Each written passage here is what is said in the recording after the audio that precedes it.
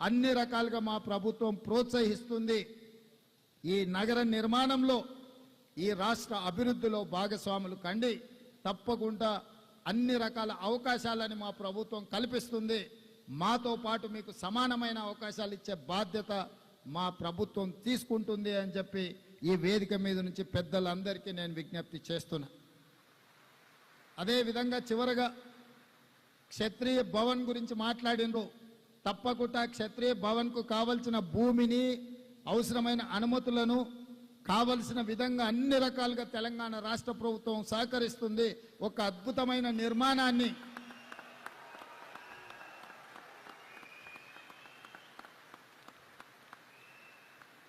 రాజదర్పం ఉండే, రాజుల యొక్క దర్పం ఉండే, రాజుల యొక్క నైపుణ్యం ఉండే క్షత్రియ భవన్ని అద్భుతంగా మీరు నిర్మించండి.